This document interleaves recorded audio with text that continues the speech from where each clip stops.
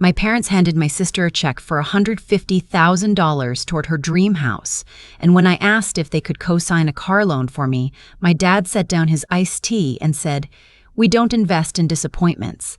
He said it at Sunday dinner, over fried chicken, in front of my sister, her fiancé, and my grandmother's empty chair. Nobody laughed. Nobody gasped.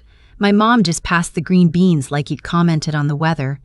I remember the ceiling fan ticking overhead, one blade slightly bent, wobbling on every rotation. I remember thinking, that fan has been broken for 11 years, and no one's ever fixed it, and neither have they. I set my napkin on my plate, stood up, and walked out the front door. Nobody followed me. Nobody called my name. I drove back to my apartment with the windows down because I couldn't stand how quiet the car was, and that night I made myself a promise I didn't fully understand yet. 2 years later, my sister pulled over on a farm road in the Texas Hill Country, took one look at the sign by my gate, and called my dad in a panic. What they found out that day, they still haven't recovered from. But before I get into all of it, do me a favor. Tell me in the comments where you're listening from, because stories like mine make you feel like you were the only one, and you weren't. And when you've heard the whole thing, tell me honestly, what would you have done in my place? People at our church used to call us the postcard family. Matching Easter outfits, a Christmas card photo taken every November at the same pumpkin patch, rain or shine. My dad coached my sister's softball team. My mom ran the school bake sale like a 4-star general. From the outside, we looked like the kind of family people prayed to have. What the postcard never showed was who did the dishes after every one of those perfect dinners. Who ironed the Easter outfits? Who got told to smile wider, stand straighter, talk less? That was me. The quiet one. The responsible one. The one teachers described as mature for her age, which I eventually figured out is what adults say about kids who learned early that nobody was coming to help them.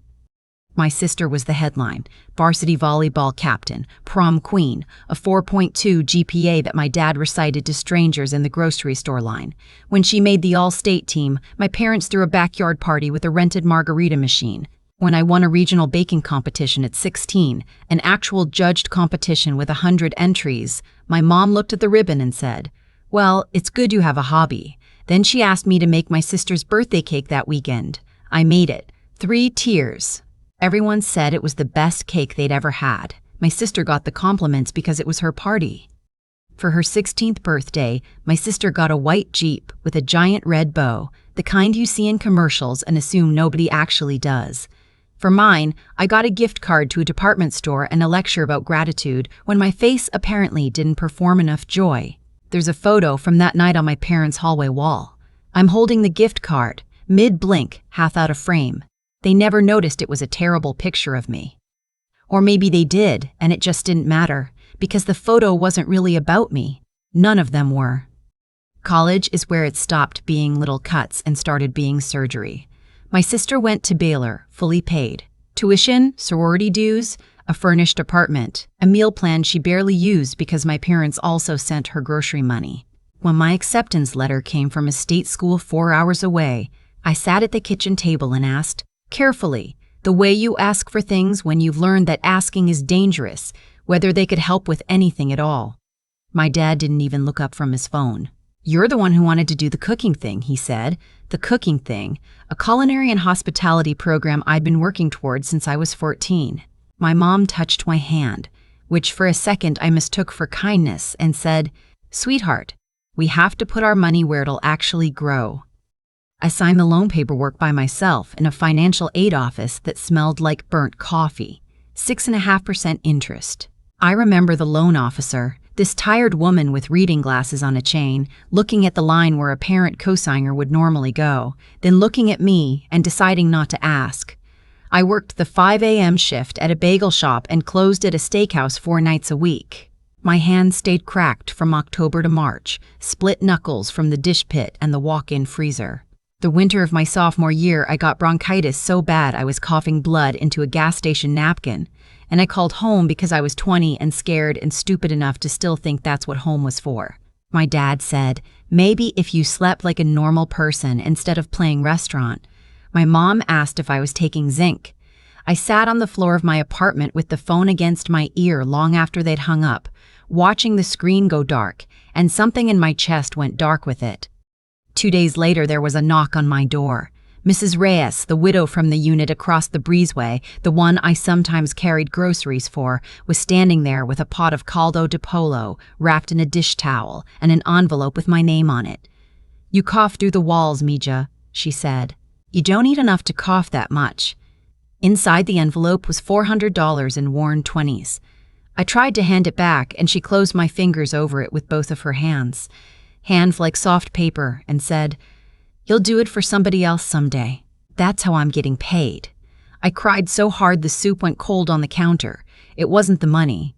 I want to be clear about that. It was that a 78-year-old woman on a fixed income who shared no blood with me saw me more clearly in 2 minutes than my parents had in 20 years. That's the night I started keeping a different kind of score. Not who hurt me, who showed up. When I graduated, with honors, with a certificate in pastry arts and a degree I'd bled for, my parents didn't come. There was a scheduling conflict. The conflict was my sister's engagement photo session, which I learned about from social media, like everyone else. I sat in that arena and watched other families scream names and wave poster board signs. And when they called mine, the only people who cheered were 2 girls from my program and a line cook named Gus's nephew, of all people, who'd carpooled with us. I walked across that stage and shook a stranger's hand and thought, I did this anyway. On the bus home, my sister posted her ring. White gold, 2 carats, golden hour, lighting. The caption said, "He asked," I said yes, and Mom and Dad cried happy tears. I hit the like button because that was still my reflex back then, performing peace. Then I turned my phone face down and looked out the window at the highway lights, and somewhere in the back of my mind, a door I didn't know I had started to swing shut. The years right after graduation were quiet in a way that wasn't peaceful. It was the quiet of a house after a fire, when the structure's still standing, but you can smell what happened in every room. I rented a 1-bedroom above a coin laundry, where the dryers thumped like a heartbeat until midnight, and honestly, I got to where I needed that sound to fall asleep. I worked pastry at a hotel downtown, the shift that starts at 4 a.m., when the world belongs to bakers and nurses and nobody else. I saved like a doomsday prepper. Every paycheck I split 3 ways: loans, rent, and a savings account I named. In the banking app, Purof. Proof I could live without them. Proof I could live without them. Proof I wasn't what they said. But I'd still do this thing at 3 a.m. sometimes, on my nights off, where I'd lie in bed and scroll their lives. Sunday dinners I wasn't told about, my sister's bridal shower with the peony wall, a family trip to Gulf Shores, everybody in matching white linen on the beach, and I'd zoom in on the picture like I was looking for evidence of myself. There was none. My absence had been decorated over. Their smiles looked permanent. Mine, in every photo from my childhood, looks borrowed. The wedding invitation, when it came, wasn't even from them. It came from a wedding website, an automated email with rose gold script and a countdown clock. They'd spelled my last name wrong, my own last name, the same one as theirs. I stared at that typo for a long time, and something about it was clarifying, the way a slap can be clarifying.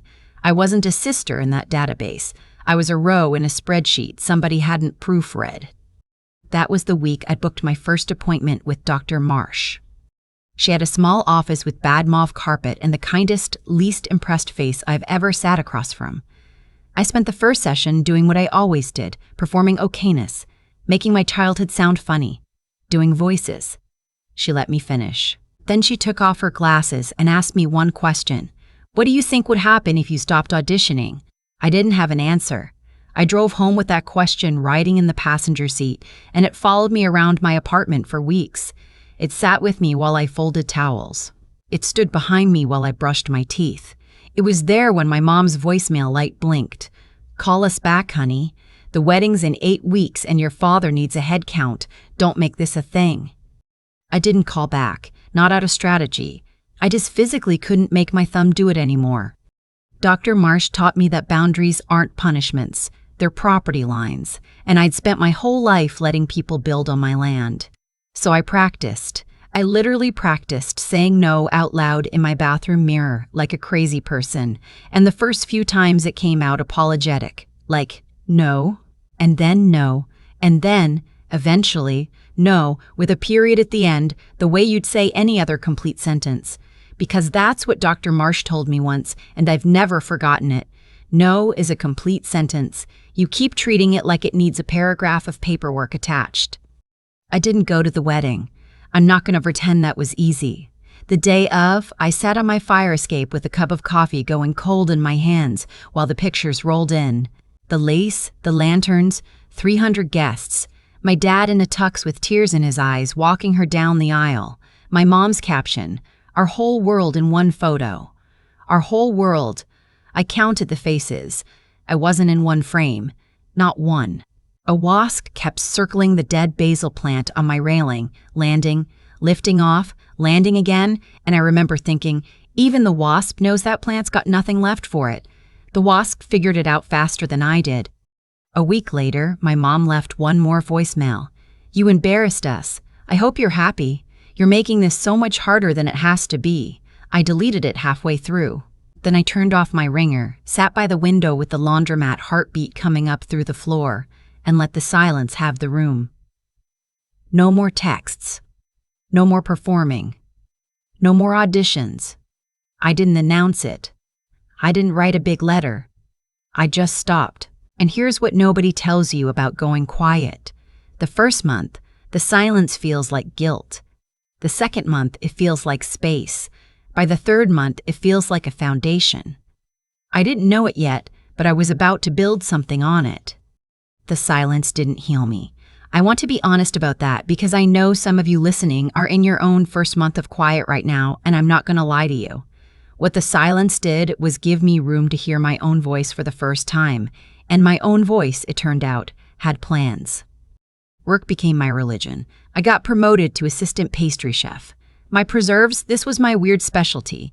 Jams and preserves I made from whatever bruised fruit the produce guy was about to toss, started out selling the plated desserts at the hotel's Sunday market stand. People would ask, "Who makes the peach jam?" and my chef would point at me, and strangers would tell me, a person whose own parents called her a disappointment, that I'd made something their grandmother used to make, that I'd made them cry in a hotel lobby over toast. You don't know what that does to a starving part of you, or maybe you do.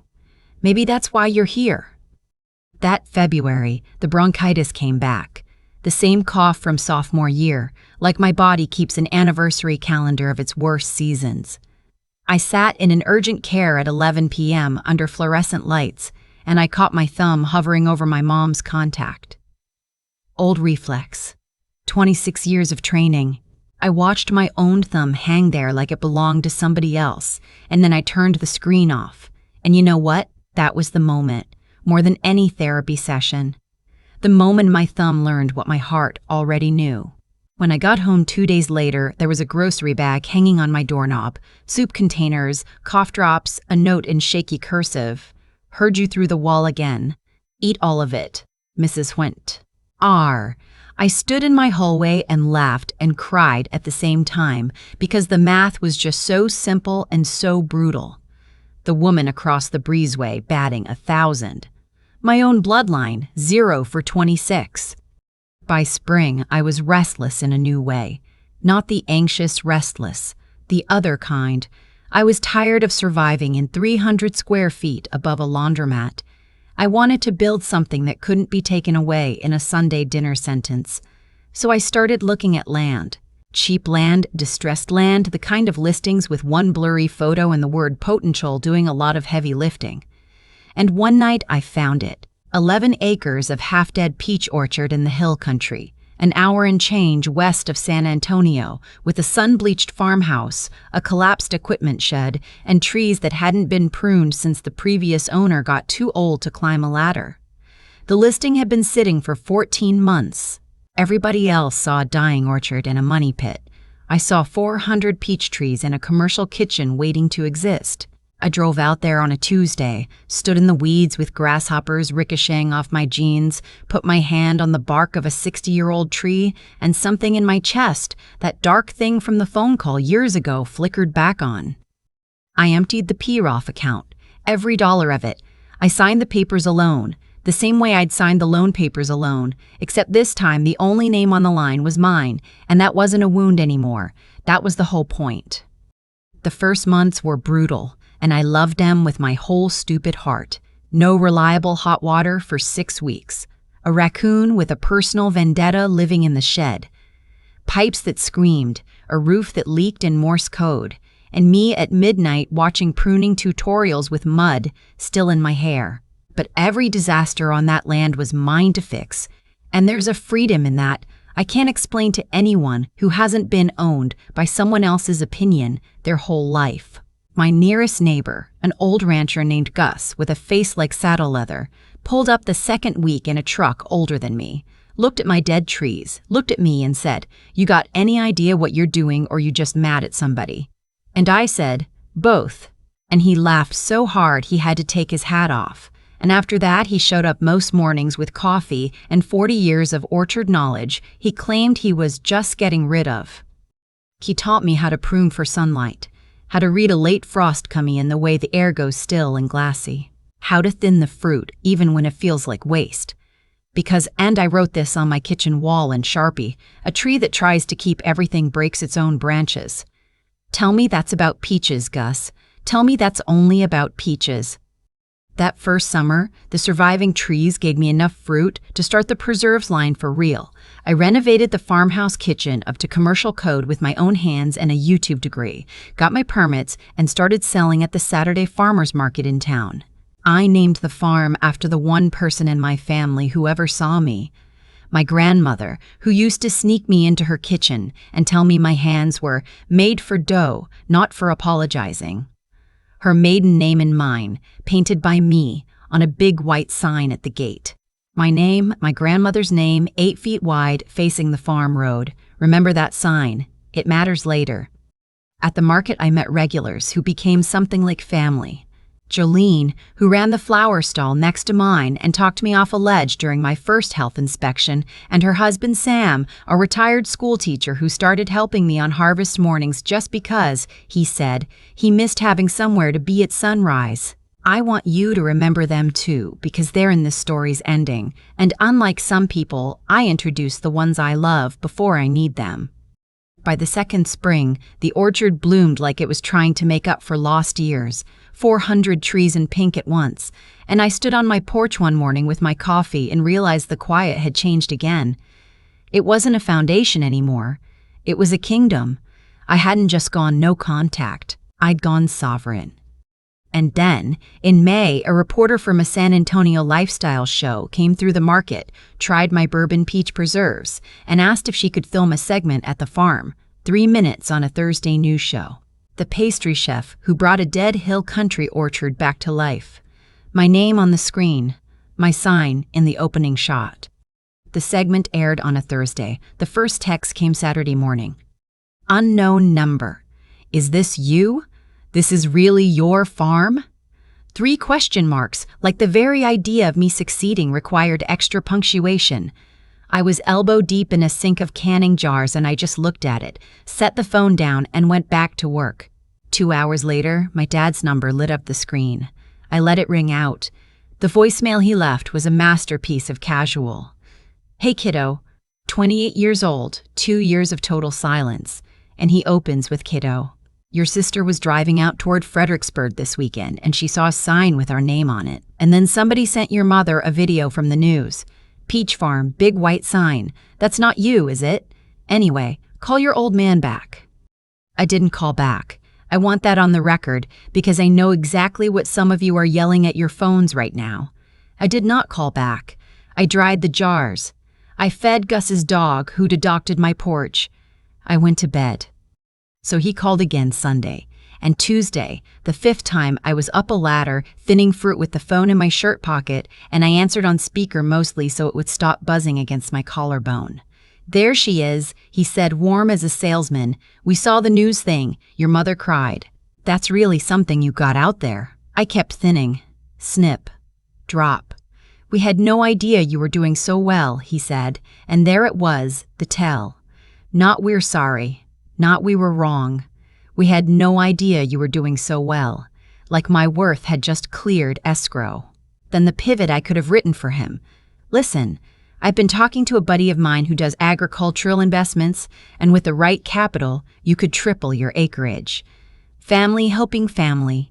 That's how it should have always been. I came down 2 rungs of the ladder. Should've, I said. Interesting word. Don't be like that. You had 26 years to invest in me, Dad.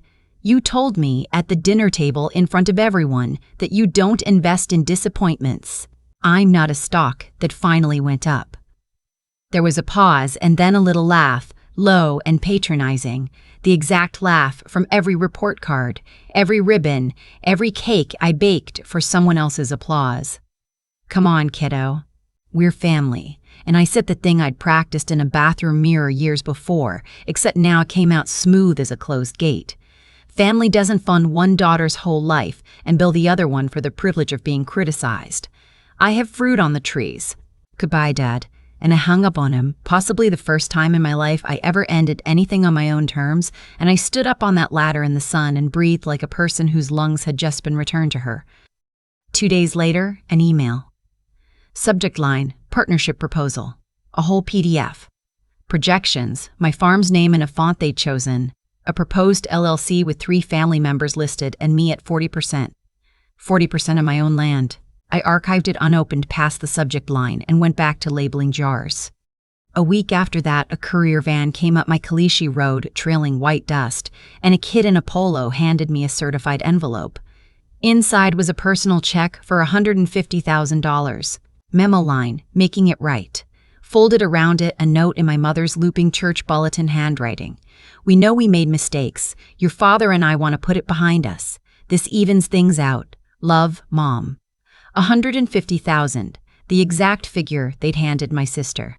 2 years too late and aimed at the one thing I no longer needed. I sat on my porch steps with that check for a long time. I'm not going to pretend my hands didn't shake a little, because a younger version of me had actually begged, for a fraction of that, sick and broke at 20. I let her have her minute, then I went inside, pulled up my loan servicer accounts, the one I'd finished paying off that January, every cent, a loan, 6.5% in all, and I printed the final statement. Balance, 0. I taped the uncashed check to that piece of paper, and underneath it I wrote one sentence in blue ink. I already bought my future. It was never for sale. Certified mail. Return receipt requested. I wanted proof they'd held it. 4 days later, the cameras at my gate picked up a silver SUV before I did. My dad got out in pressed khakis and the loafers he wears to other people's funerals, and he stood at my gate waving up at the camera like he was on a cruise ship. I watched him on my phone from the barn for a full minute before I walked down. I did not open the gate. 5 minutes, he said through the bars. His voice had cracks in it I'd never heard. I just want 5 minutes, sweetheart. You had 26 years of minutes, I said. You spent them telling me what I wasn't. We made mistakes. Parents make mistakes, but we're still your parents, and that has to count for something. Family gets access. And I swear I almost laughed because he said the quiet part in legal language. Access. Access is earned, I told him. It's not inherited, and as of last week, you have it in writing that it's not for purchase either. He grabbed the gate then, not hard, just like a man checking if a door's really locked, and his eyes went red at the edges, and for 1 second he looked old. And the little girl in me flinched toward him the way she always had. Can't you just forgive us? He said. And I gave him the truest thing I own. I do forgive you. Forgiveness is for me. Reconciliation is for people who've changed, and you came here with an investment guy's phone number in your pocket. Don't pretend I'm wrong. He didn't deny it. That silence told me everything the last 28 years hadn't already. I pressed the remote in my pocket and the gate motor hummed, and he stepped back and I watched my own reflection slide across the camera dome as the bars settled shut and I walked back up to my fruit. That night, I logged it in my notebook like Gus taught me to log frost. Date, time, weather, duration. Evidence outlasts emotion, he always says. Then I watched the footage once, just once, not to gloat, to memorize the part where I didn't flinch. You'd think that would be the end. It never is with people like this. 2 weeks later, my dad called again, and this time he skipped the warm-up entirely. Your sister says that property's worth over $2 million now with the road frontage. Is that true? Not hello. Not I'm sorry. An appraisal question. That's what the county thinks, I said, pulling jars from the water bath. $2 million, he repeated, and I could hear him recalculating my entire childhood. Honey, listen, you cannot run an operation like that alone. You don't have the experience. Let us help you scale it. Real guidance this time. We'll do it right as a family. And folks, I thought about the $50 gift card. I thought about a financial aid office that smelled like burnt coffee, and a gas station napkin with blood on it, and a girl crying over soup that a stranger made because her mother asked about zinc. And I said it the way Dr. Marsh taught me. No paragraph, no paperwork. No, excuse me, no is a complete sentence, Dad. It's the first thing I ever built without your money. Everything else came after.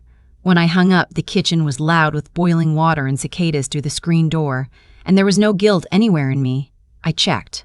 The places where the guilt used to live were full of inventory. The last thing happened on a Saturday in late June, right at the front edge of harvest. I was at the farm stand we built by the gate, and a car I recognized from 100 family photos pulled onto the shoulder across the road and just sat there. My sister. She didn't get out. Through the windshield, I could see her holding her phone up, filming or photographing, gathering exhibits for the family court of public opinion, proof that I existed outside the story they'd written me out of. Jolene, restocking sunflowers next to me, followed my eyes and said quietly, "You want me to go say howdy?" And I said, "No, let her look." So we did. I weighed out peaches for a customer. I made change. I laughed at something Sam said about the heat. I let my sister sit in her $100,000 Head Start and watch what I'd grown from nothing she'd ever had to live through. After 20 minutes, the car pulled away. She never rolled down the window. To this day, she's never once said the only sentences that would have opened that gate, and they're short ones. I'm sorry. It wasn't fair. I knew. So let me ask you, before the ending, because I think about this more than I admit, if it had been you behind that gate, you at that farm stand, would you have opened it? Would you have waved her in? Tell me below. I read every comment. Harvest came in hot and heavy that July, the kind of Texas heat that hums in the trees like a power line. 400 trees, every one of them carrying. Jolene and Sam were there before sunrise most mornings, Sam with his ladder he calls the retirement plan, Jolene singing to the early rose because she swears it makes the fruit sweeter, and their laughter filled in spaces on that land where, 2 years ago, only my own breathing lived. We packed the walk-in cooler to the ceiling. We labeled until our thumbs cramped. And on the last Friday of the month, a regional grocery chain's buyer, who tried my preserves at the market in April, signed for the first wholesale order. I watched the truck pull out of my gate at dawn, loaded with pallets wearing my grandmother's name, and the invoice in my hand had 6 figures on it, and I stood in the road dust until the taillights were gone, and something in my chest that had been clenched since a Sunday dinner in another life, finally let go. That week, I packed boxes of my own, preserves, a pie, handwritten notes. One drove to a unit across an old breezeway for Mrs. Reyes with a card that said, "You told me I'd do it for somebody else someday. I do it for 40 people every Saturday now. This box is your dividend." One went to Dr. Term, Marsh's Mauve office. One went next door to Gus, who read his note, cleared his throat for about a minute, and then told me my fence line was crooked, so neither of us would have to acknowledge that he was crying. Cleaning out a desk drawer that fall, I found an old photo that had traveled with me in a box I'd never unpacked. The pumpkin patch, the matching outfits, the whole postcard, and there I am at the far edge, 9 years old, half a step outside the family huddle, smiling the borrowed smile. I looked at that little girl for a while. Then I told her the only thing she ever needed to hear. You get out. And it's so good out here. I didn't burn the photo. I didn't frame it either. I put it in the notebook, with the frost logs and the gate logs, filed under evidence.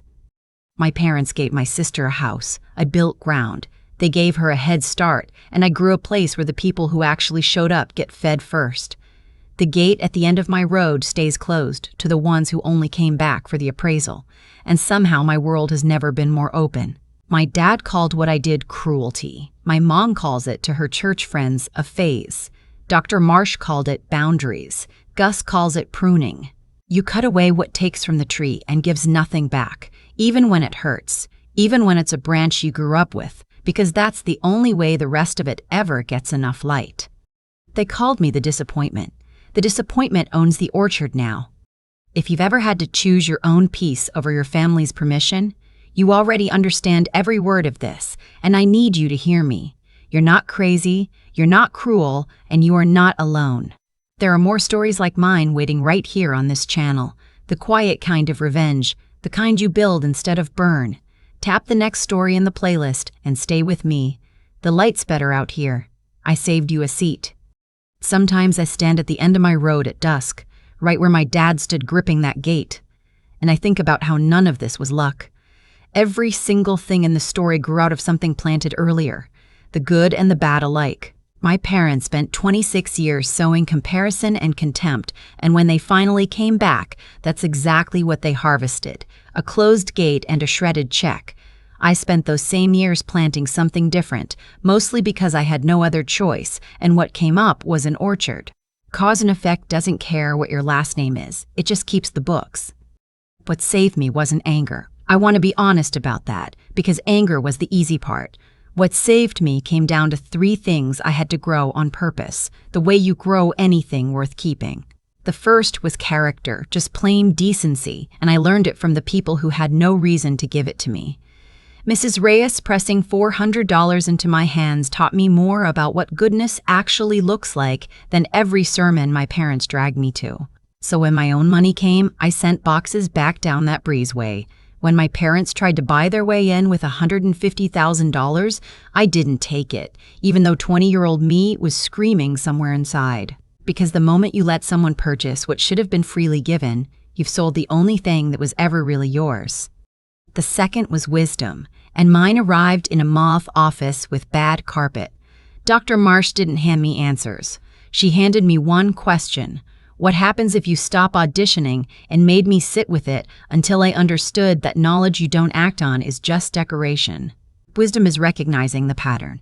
It's hearing, we had no idea you were doing so well, and understanding, instantly, that you're listening to an appraisal, not an apology.